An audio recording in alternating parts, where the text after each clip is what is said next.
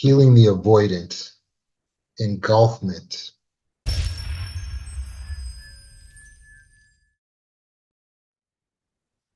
Did you know that I used to have a fear of dogs? Yeah, when I was a kid, I used to be afraid of dogs. Um, I had my friend's mom, I'm sorry, my mom's friend had like a really scary black lab. It might have been a mix of something. And they kind of like kept it locked in the kitchen or something like that. And like anytime I walked past the kitchen, it would be like, rah, rah, rah, rah, rah, start barking and be all aggressive. And I was just a little kid at the time, 4 or 5, and I was terrified. When I would hear dogs barking in the neighborhood, I was afraid the dogs were going to chase me. And I didn't get over my fear of dogs until we got a dog, meaning that the cure, the antidote to my fear, was to actually have my own dog. We got a German Shepherd as a puppy, and that thing grew to be as big as me. I was probably about 6 years old at the time. And we had it as like a protective dog. It was a guard dog. So we didn't teach it to be especially nice to strangers. So it would bark at strangers and it had a big, deep, intimidating bark. And people were quite afraid of our dog. But I wasn't afraid of it because we had it since it was a pup. So I got to play with it while it was young and develop a bond with it. And uh, we had a bond of trust. In fact, he was my friend, a good friend of mine, and he was like a brother. He was another kid in the household. So growing up close to my dog meant something that I didn't expect.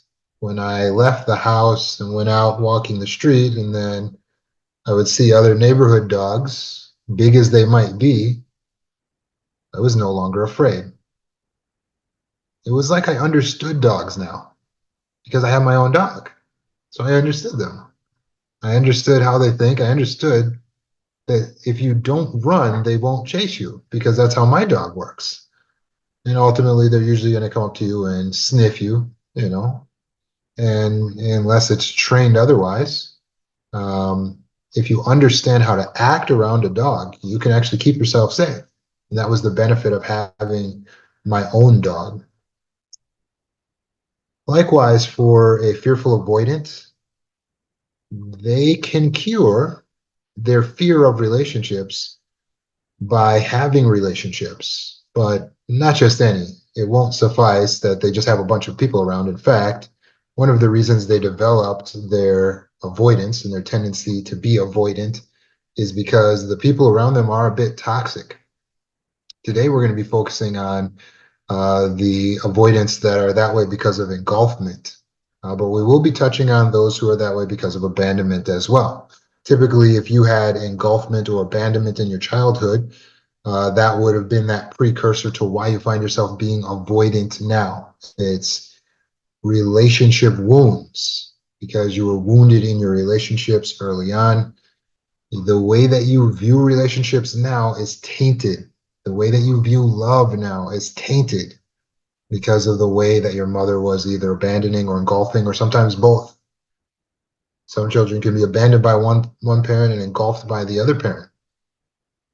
So engulfment is where a parent is too involved, too strict, too smothering, too punishing.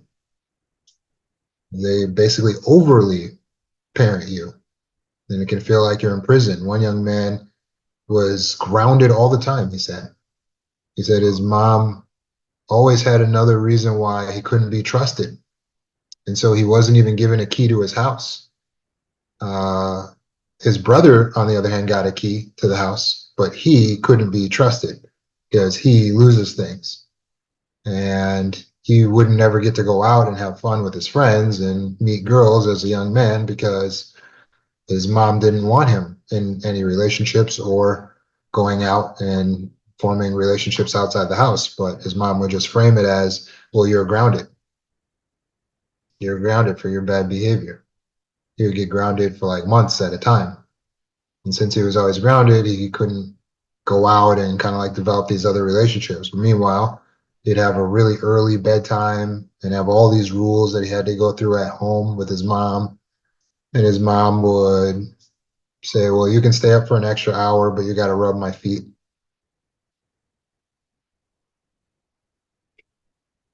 His mother was an engulfing mother. She was too much. She would confide in him all of her problems and concerns. She would compare him to his father and say, "Oh, you rub my feet better than your father did." Or she would say, when she was mad at him, she would say, "Don't turn out to be like your father. You remind me of him. Don't ever hurt someone the way your father hurt me." And when she wanted to complain about his father, whom she was still married to, she would go on and on about how terrible he was. She would talk about her love life with this young man. This was engulfment, and it created a wound in this young man. As he grew up, he probably wouldn't have said he was abused, but he had trauma. He was a victim of emotional incest. When a parent treats you like you, as its child, are the partner to the parent, like a romantic partner, they are committing emotional incest. And it's damaging. And you have an engulfing parent who really takes that love too far. And so this young man grew up to be avoidant, and he didn't even realize he was avoidant. He wanted a relationship. In fact, he dedicated a considerable amount of time to learning how to get the courage to talk to people and to talk to women so that he could get a relationship. And when he finally developed those skills and he finally had a girlfriend, he never felt more smothered. He wanted out of the relationship and he would habitually cheat. Why is this? Is it because guys can't be faithful?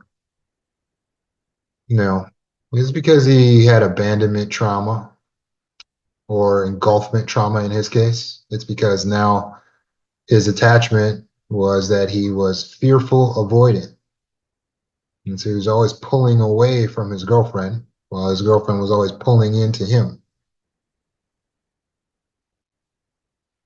And all that is comes from that engulfment as a child.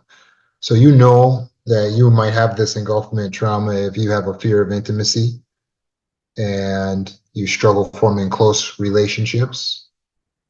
You may have low self-esteem, a persistent feeling of inadequacy or unworthiness stemming from your childhood experiences. You could experience anxiety, insecurity, constant worry about relationships, fearing rejection or abandonment while simultaneously desiring closeness, while simultaneously fearing closeness, while simultaneously not trusting anyone. Your difficulty trusting other people comes from a deep-seated fear that others will invade your personal space or overstep your boundaries.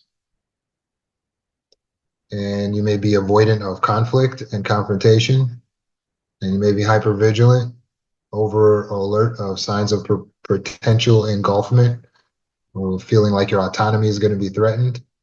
This young man had all of the above.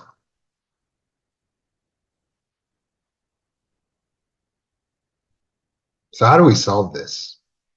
If you're an avoidant person, whether it's because of abandonment trauma, fear of rejection, or you were engulfed as a child, how do we solve it?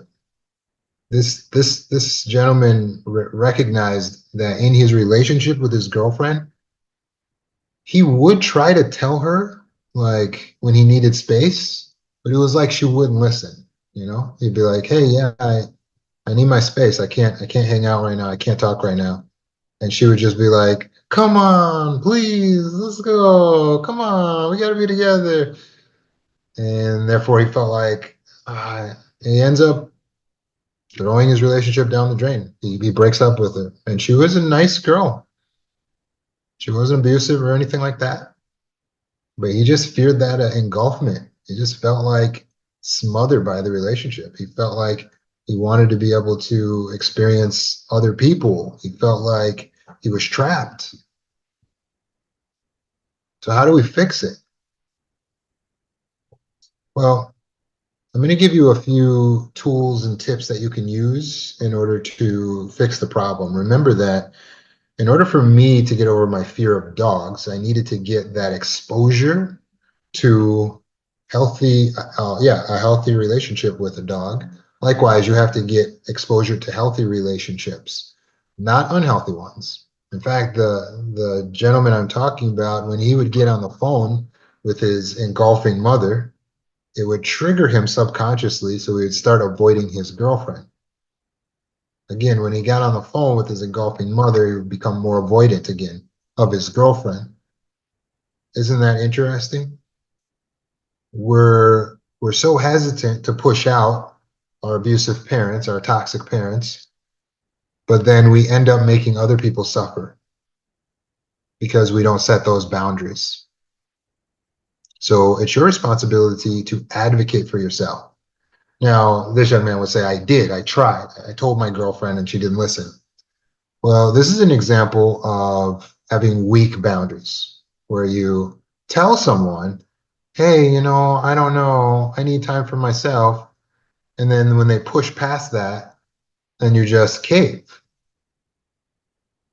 This is very important for you to understand for your healing.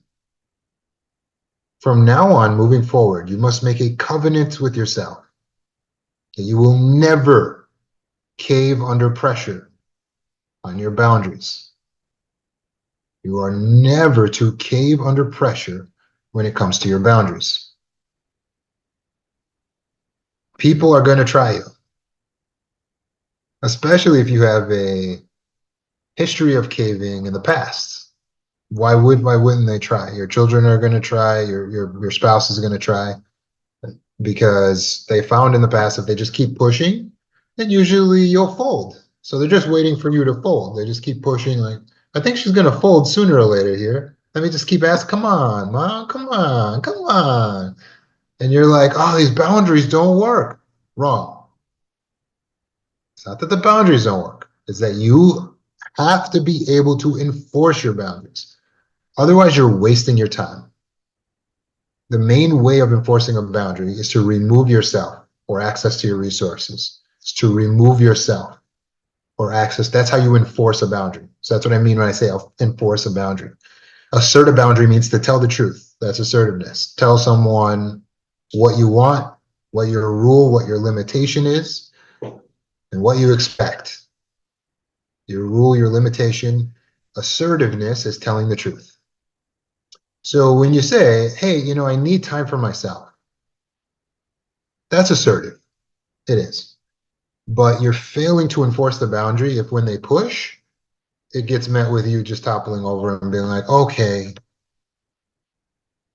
that's not strong boundaries. So what are we supposed to do when people push at our boundary? You become more firm. When someone pushes at your boundary, when someone tests your boundary, and they're not respecting the boundary, that is your cue. That is now your trigger to become more firm in your assertion and your enforcement. How do we enforce a boundary? How do we enforce a boundary? I just told you. How do you enforce a boundary? Pay close attention. You enforce a boundary by removing yourself and your resources. That's right. Oh yeah, good job. You remove access to yourself and your resources. That's how you enforce a boundary. So you say, hey, I need some time to myself. They say, come on, let's just do something together. Together, we gotta be together. Then you say, no, I already told you. I need the day for myself. At this point, a healthy person will now realize, oh, this is serious. Because please understand, we don't know that when you're expressing something that it's a serious boundary. We don't know that. Sometimes we need you to show us. So don't become dismayed that we test your boundaries. That's what we do on the outside. We find out where the borderline is, where's the parameters here. So you become more forceful in your assertion. Hey, look, I said I need the data myself. I need you to respect that. Bam. Healthy people are going to back off. But let's say they don't back off. Hey, they say, and then they threaten you. You better spend time with me if you want to be in this relationship. Then what do? It's time to enforce the boundary. You say, you know what? I don't want to be in this relationship. Not anymore. Not right now. I'm going to take a break. And then you leave. Go take your break. Does that seem harsh? You do that for all relationships, by the way, even your children. Well, if they're adult children, not if they're minors. But if they're adult children, that's how you enforce your boundary. With minor children, you have punishments and discipline and things like that, so you don't need to do that. But with adults, with all adults, sometimes you got to take a break and remove access to yourself and your resources. It's not harsh. It's not harsh. It's necessary for people to see how serious you are. Then they learn, oh, I must respect this person because when they say something that I didn't think was serious, like I just want to spend the day alone, I didn't understand that was a boundary. Now I know because now I'm calling them and I can't get them to pick up. Now I know. This is how people learn how to treat you. So it's your responsibility to teach people how to treat you. That's advocating for yourself in a relationship. When you know how to do this, you don't have to avoid people. It is the antidote. It is the cure to your fearful avoidance. But to have this ability, you do need to practice. And so my advice to you is to have lots of healthy relationships, people that you've chosen, that you've vetted according to your standards, and practice setting these boundaries, speaking up for yourself and enforcing the boundary if people don't respect it. You'll find you rarely have to enforce because most healthy people, they will respect your boundary. Occasionally, you will have to enforce with some of your family members who think they're close because they have something called entitlement. Entitlement is where they think that they're entitled to access to your resources. Resources are your time, your energy, your money, your beauty, your talent, your body, your car, your house, any physical things that you have. Those are your resources. People have entitlement because they have a title in your life. I'm your mom. I'm your boyfriend. I'm your sister. And so they're like, that title entitles me, right? So you have to show them, no, you are the sovereign, which is the king or queen of your land. Your land is your resources. What's your resources? Your time, your energy, your beauty, your body, your talents, your abilities. Making sense? This is how you enter into all relationships. All relationships are a transaction. They're transactional. All relationships are transactional. You must view your relationships as alliances. You must view your relationships as ongoing negotiations. There is a contract, unspoken, in your relationships, all of them, even a marriage. It's a contract. Actually, a marriage is literally, there's a contract, right? You have a literal marriage license. You literally make vows. This is how relationships actually work. You got your boyfriend. There is an exchange happening. Don't be naive. I know that sometimes we thought is some nebulous concept of like love and chemistry. And so you just feel feelings and then they feel feelings and then it's all supposed to work out. If that's the case, then why are your relationships not working out? Because that's not how relationships actually work. When you just go with the feels and the feelings, hoping that the chemistry is all going to just like come together, then you're going to be left in a situation where you feel slighted, where you feel taken advantage of, where you don't feel appreciated. Wait a second. But if it was just love and feelings, how are you slighted, taken advantage of, not appreciated? Oh, it's because there's a transaction happening and you're feeling like you're getting the short end of the stick because you don't advocate for yourself in the relationship. Relationships are transactional. That's not a bad thing. It's a good thing. That means you're supposed to get something out of them. That's good news. And that's a part of healing, is realizing I'm supposed to be getting something out of this relationship that feels equal to what I'm giving. I'm supposed to be getting something, put that in the notes. I'm supposed to be getting something out of a relationship that feels equal to what I'm giving. It's not bad that relationships are transactional. It's a protection to you to realize that. They are an ongoing negotiation. So as one person changes something, they say, you know what? I don't like this. They're advocating for themselves. When they feel a discomfort, they express it. That's where we find our boundaries. It's through the feelings, especially discomfort. And they express, you know what? I don't like this. I don't like when you do this. Now that puts you in the position of either doing three things. You can respect it right off the bat. Oh, okay, that's fine. I'll drop whatever it was I was asking for or doing.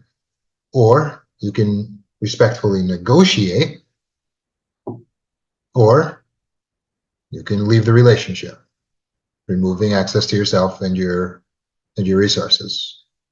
Those are your three options. That's also the other person's three options when you advocate for yourself. They can respect it outright, respectfully negotiate, or they can leave. That's it. It's that simple. Every single time there's a conflict, ultimately, you need to decide, am I just going to respect what they want and let it go? Okay, you don't want to do dishes anymore. That's fine. Maybe it's fine for you. It's different in all relationships. Or maybe it's not okay, but you don't want to give up the relationship, so you're going to respectfully negotiate. Hey, I'm hearing you tell me that you don't want to do dishes anymore. I'm just wondering, are the dishes going to get done? And they say, well, you're supposed to do that. And then you say, how am I supposed to do that? This is negotiation. And they say, ah, I see your point. That could be kind of hard for you to have to do all the dishes. Well, how about we hire a maid? Negotiation, compromise. Okay, well, if you pay, since you're the one who doesn't want to do it, I'll do my half of the dishes and then you can pay a maid to do your half of the dishes. Negotiation. Okay, I'm happy. I'm happy with that too. Let's go. Bam. Now we solve the problem. That's respectful negotiation. Or come to a point where you have to leave. So I hear you saying that you don't want to wash the dishes. No, I don't want to wash the dishes. Okay, well, is there a way that we can work that out? Because I don't see how that's going to work for me. If that's not going to work for you, it's not going to work for you. You're going to have to deal with it. I don't want to wash the dishes. Don't go cry to your trauma specialist like, oh, my husband doesn't want to wash the dishes. No, it's done. It's done. If you can't live with it, if it's too much of a violation, if what they're asking for is too much of a violation, they may say, I want to open up our relationship so that I can see other women as well as seeing you. If it violates your boundaries too much, respectful negotiation has been taken off the table, then you leave. I'd like to thank you for what you've been to me in this relationship. I have learned a lot from you. It has been amazing. It's come to my attention that there's a need that you want that I can't fulfill. And so with love, with appreciation, gratitude, and with understanding and no judgment, I'm taking my ball and I'm going home. You pack up your belongings and you get out of Dodge. You might not have a house anymore, and you might not have a boyfriend anymore, but what you will have is peace of mind, self-respect, happiness, and healing. People stay in relationships that aren't working for them too long. The moment you recognize that someone's asking for something that you can't give, or that you're asking for something that the other person can't give, it's time to take your leave. You can feel the feelings on the other side of town. You can cry, you can mourn when you're gone. But as of right now, it cannot work. It cannot work. We have to stop putting up with situations that are a violation of ourselves.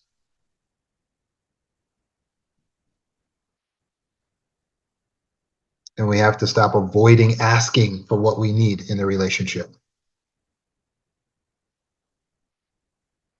So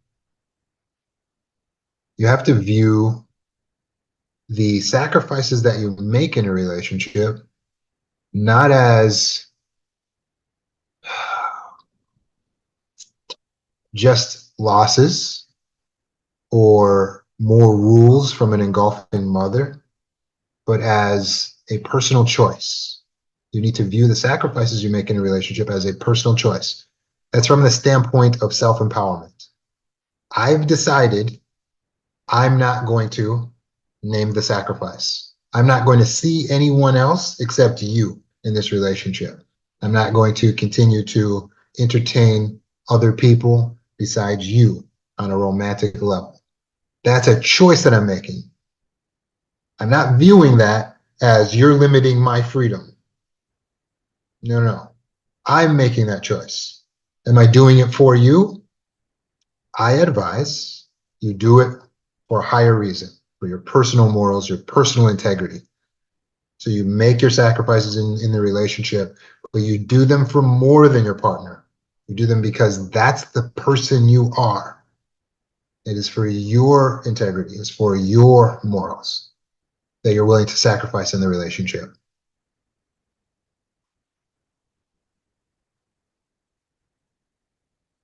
Make sure that you're only giving up freedoms that you choose to give up.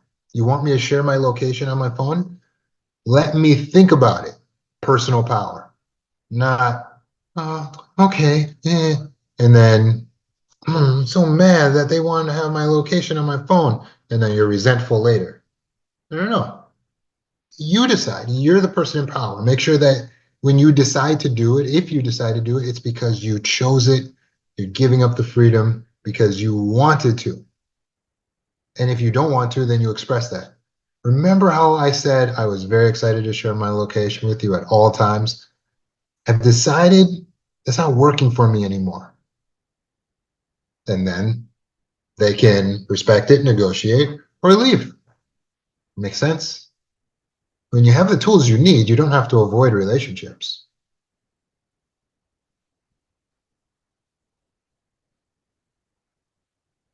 We will make sacrifices to have a relationship. I joke around about how when you're married, you don't get to go to bed when you want to. You have a bedtime now, again, like when you're a kid. Because in a relationship, your wife may say, "Are you staying up? What are you doing?" It's like, "I don't know. I'm just living my life. I'm just being me." And they're like, "Oh, okay. Well, I'm going to bed now," which kind of means we should go to bed, meaning you should go to bed right now. And now, if you stay up, then you can disturb them. It's like, man, there's all these parameters. I feel boxed in. Recognize that you're making a choice for what freedoms you will sacrifice, or if you'll sacrifice at all. If they don't like it, they can go. If you don't like it, you can go. But there's sacrifices either way. Don't be naive. It's not like if you stay single, there's no sacrifices. That's not how it works. If you're single, you're also sacrificing all of the rights, all of the freedoms, all of the privileges that come along with being in a relationship. Neither is wrong. If you want to stay single and not have a romantic partner, there's nothing wrong with that. It's not weird. It's mature because you might recognize there's a lot of sacrifices involved in having a relationship, and I don't want to make those sacrifices right now today, or I'm not ready at the moment. That's mature. That's fine. There's nothing wrong. Don't allow yourself to be shamed for choosing to not have a romantic partner.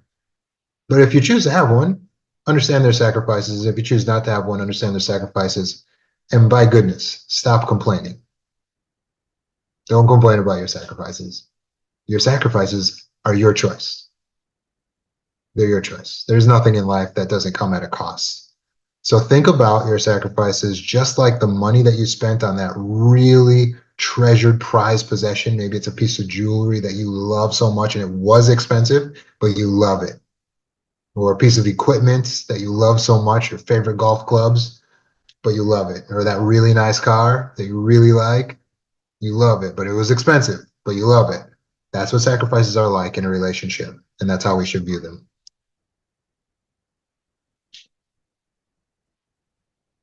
So hopefully these tips and these mindset adjustments will help you to realize you too can be in a relationship and you can overcome your tendency to be avoidant. How? By putting these things into practice. The practice will help you to become proficient. And as you become proficient at handling relationships, conflict, negotiation, you won't have to fear relationships and you don't need to be avoidant.